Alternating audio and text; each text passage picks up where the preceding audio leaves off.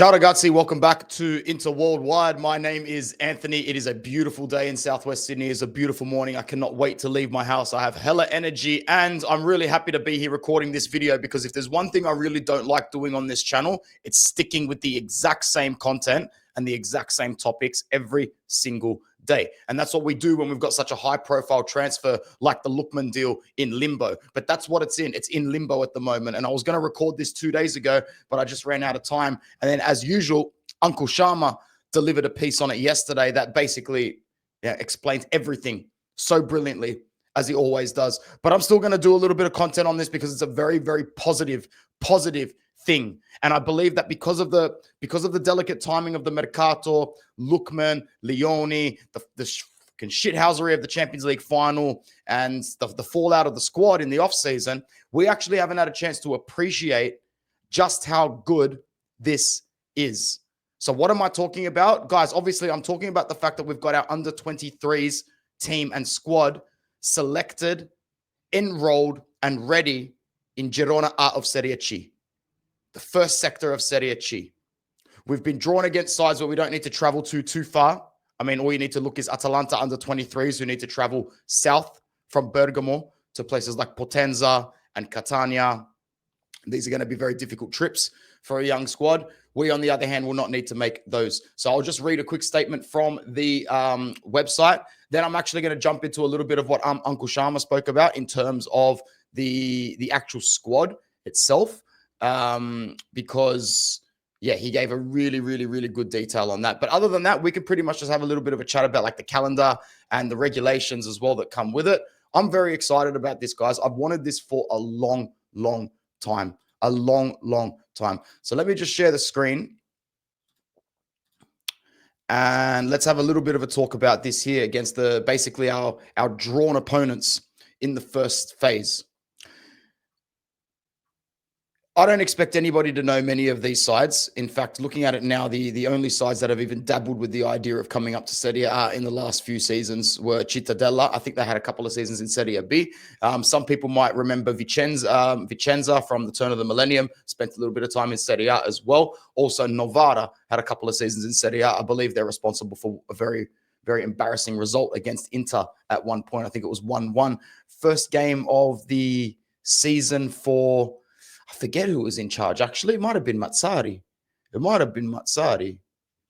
I'm not too sure about that one, actually. I might look that up later. I'm making a note to look that one up later. Anyway, more importantly, these are our opponents that we will come up against in the first phase. And I think that with a manager like Vecchi, Stefano Vecchi, who is, a youth product, so we're really keeping this really, a big theme of us going forward is the fact that Inter DNA is very much present in the club. It's very much present in the club. You've got Christian Kivu, a treble-winning player who played at our club, taking over the first team. You've got Vecchi, who, as a senior player, was a player for Inter, never actually represented Inter as a player though, but also played his youth career at Inter. Managed Inter's Primavera at some point about 10 years ago as well. So he's always been a focal point inside the club. He was also caretaker for a couple of seasons and spent 1 or 2 games on the bench, such as Uncle Sharma said. Others might remember him from the very brief stint he had at Venezia as a manager, but he's our chosen one. He is our chosen one. And I think that he's the right one. I think he's the right one for our club as well. And he knows the club in and out. He's got experience coaching youth. His whole trade is almost on youth or looking after clubs that are, looked at as feeders. So, I think the experience that he had in 2018 as coach of Venezia and Serie B was, a good experience for him, even though it was short-lived. I don't remember exactly when he was sacked, but I know he was sacked due to bad results. But at the end of the day, he's taking over an environment now that's sort of like a blank canvas for him. And I believe that he'll do a good job. I do believe that he will do a very good job, actually. What I wanted to do was also have a look at the calendar. But I don't like this graphic, so let me try and find another one.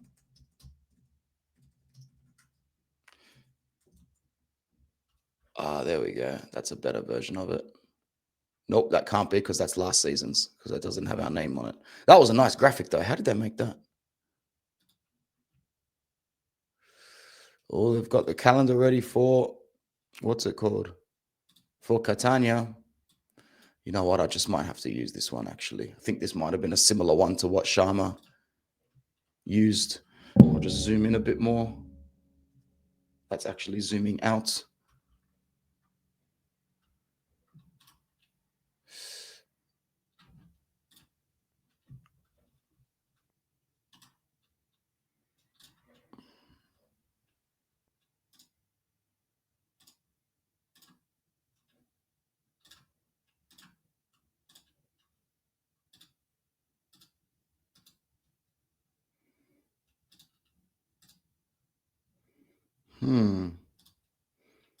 This might work.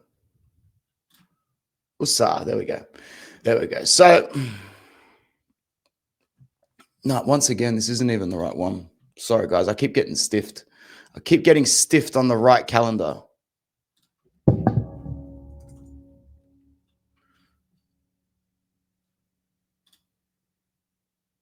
That's just the first match day. Nope, still the wrong calendar. This is turning into a mare calendar-wise, guys. Sorry about that.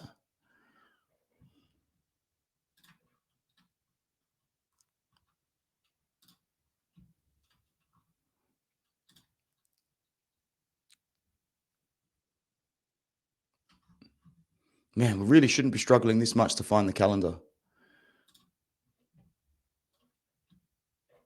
All right, if I'm looking at dates correctly, that should match up.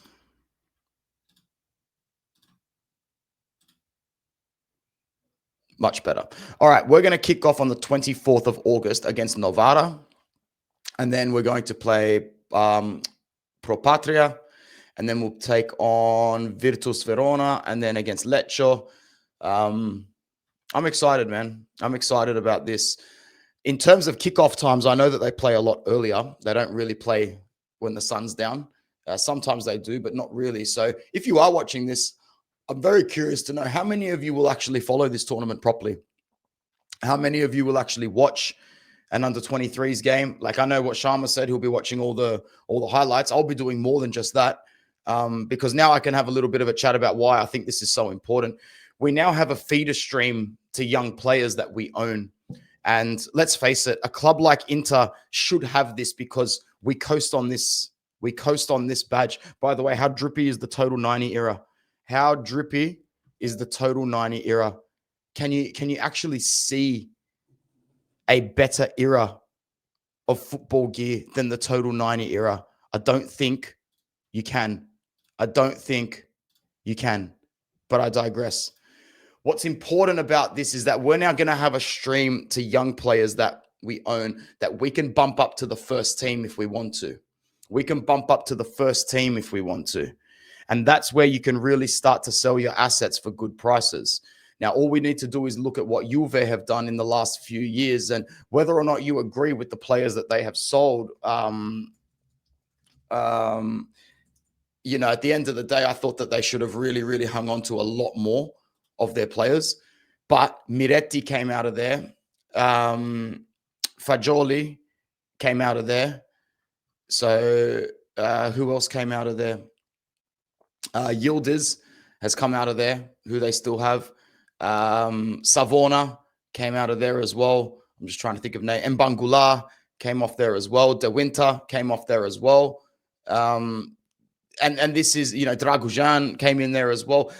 Dean Huijsen came through there as well. You know what? I'm glad we started talking about Frabotta came through there as well. Man, what an absolute mess. They literally sold off their assets for peanuts. But at the end of the day, it's still money more than anybody else got. It's money more than anybody else got. You know, they've been able to sign who they've wanted to sign because they've got an income stream for these young players. And yeah, it's laughable when their directors go and, you know, sell these guys for peanuts and drop stupid money on a Douglas Luiz or a Kurt Miners. But to be able to have that little money to gamble with without selling your main assets is a great luxury. And Inter's going to have that now. Inter's going to have that now. Do not underestimate what this under 23s does for the club. It puts us in a much more advantageous position moving forward for transfer markets. It makes sure that there's a steady stream of assets growing in the background. You know, now that they officially play for the Inter under 23s in Serie C, and not in the Primavera, not in the uncompetitive side of the league, I think that we're onto something good here. I think we're onto something very good here, you know? And all you need to do is look at the players that have come through, even Milan's side, because Milan call it, what is it called? Milan Futuro.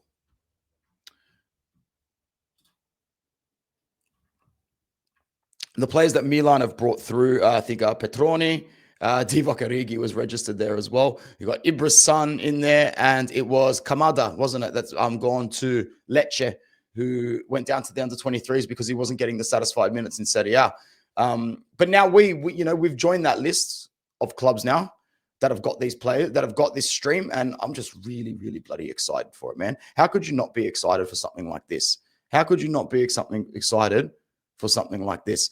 Let's listen to Sharma talk a little bit about the regulations and then about the players as well. I highly doubt I'm going to get copyrighted for this. If anything, I'll just have a word with the Unk. So I'm pretty sure you guys should be able to hear it.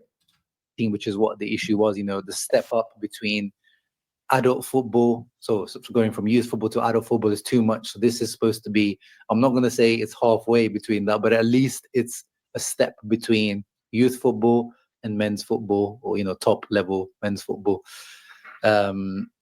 Serie C, of course, the quality and the level isn't that high. The pitches, the turfs are not that high. The facilities, the style of play is going to be different. You have.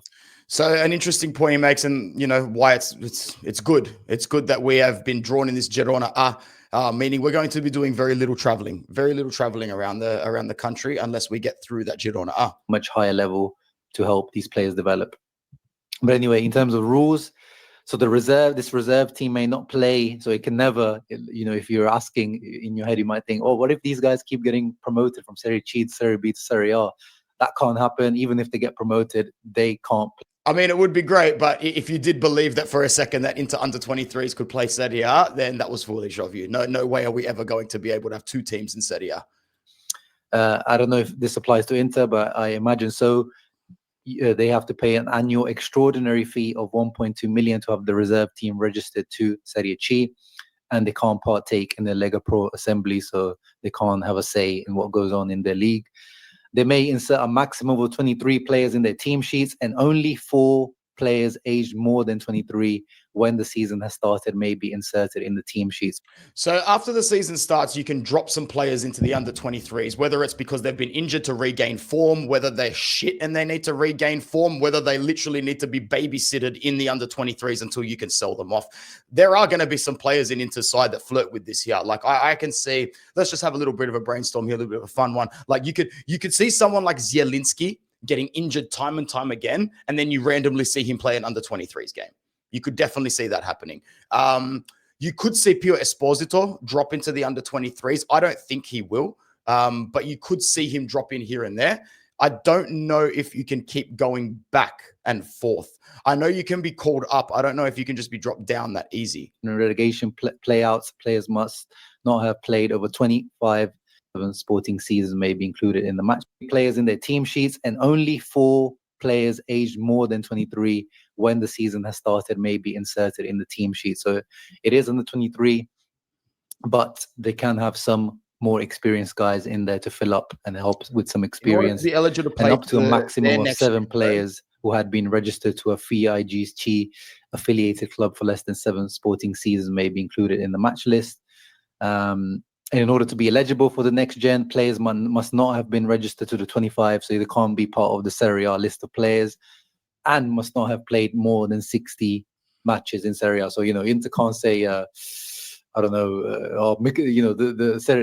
reserve team is struggling, so we just send Mkhitaryan there. That's not possible. See, I was under the impression, and I'm glad that I watched this again, I was under the impression that you can send your players down to the under-23s if you're not going to reintegrate them into the first team. But I don't know. Maybe I'm wrong. In the playoffs and the relegation playouts, there's a little bit more leeway. Yeah, there'll be more news that comes out about this eventually, guys, and we'll be able to know for sure. Anyway, I wanted to move to another part, which was players to watch. The Unk talks about it pretty well here, but I know a little bit about the squad. So let's talk a little bit about our players that we might actually see. and that we should be keeping an eye on here. So in terms of market value of the squad, I think we've only got one player in there that's actually worth $1 million. Wheel of Death for transfer market.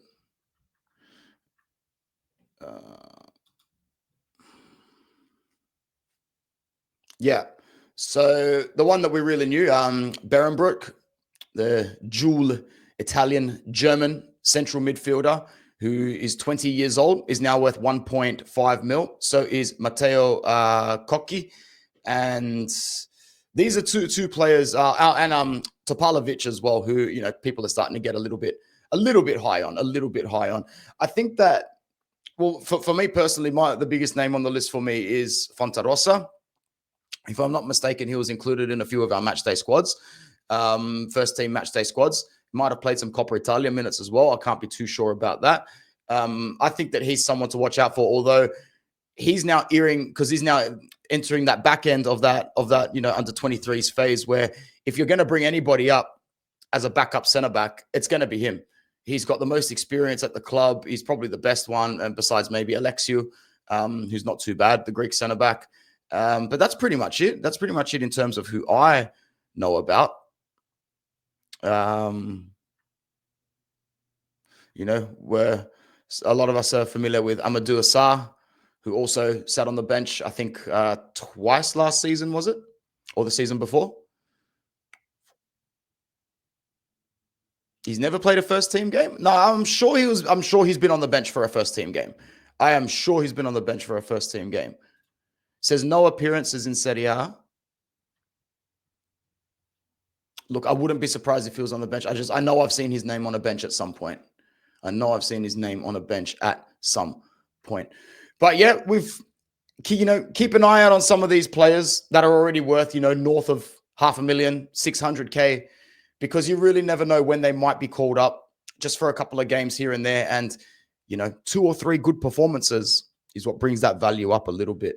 And, you know, some of these players are going to be the assets that we will want to sell for 5 million, 7 million, even better, 9 million, 10 million.